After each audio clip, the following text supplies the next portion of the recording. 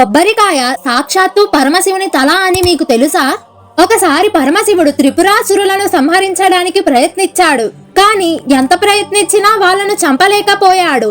అప్పుడు బ్రహ్మదేవుడు శివుడికి ఇలా చెప్పాడు, ముందుగా గణపతిని పూజించాలి, అప్పుడు మాత్రమే ఆ కార్యం విజయవంతం అవుతుంది అని అన్నాడు. అప్పుడు శివుడు గణపతి పూజకు సిద్ధమవుతుంటే సాక్షాత్తు వినాయకుడే వచ్చి ఆయన ఎదుట కూర్చుంటాడు. అలా శివుడు పూజను పూర్తి చేస్తాడు. పూజ పూర్తయ్యాక నైవేద్యం ఏది పెట్టినా గణపతి మాత్రం ఏదీ తినడు. చివరికి పార్వతీదేవి వచ్చి ఇష్టమైన పదార్థాలను పెట్టినా కూడా తిరస్కరిస్తాడు. అప్పుడు శివుడు గణపతిని ఇలా అడుగుతాడు, ఏం కావాలి నాయనా అని. అది విన్న గణపతి ఇలా చెబుతాడు, నీ తల పండుగ కావాలి అని.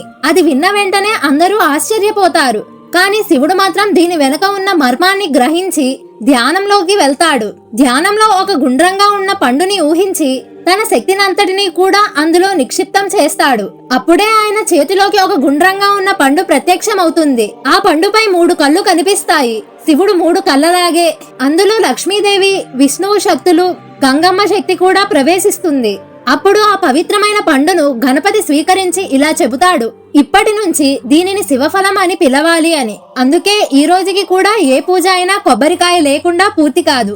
ఈ వీడియో మీకు నచ్చినట్టయితే ఓం నమః శివాయ అని కామెంట్ చేసి మన ఛానల్ ను సబ్స్క్రైబ్ చేసుకోండి.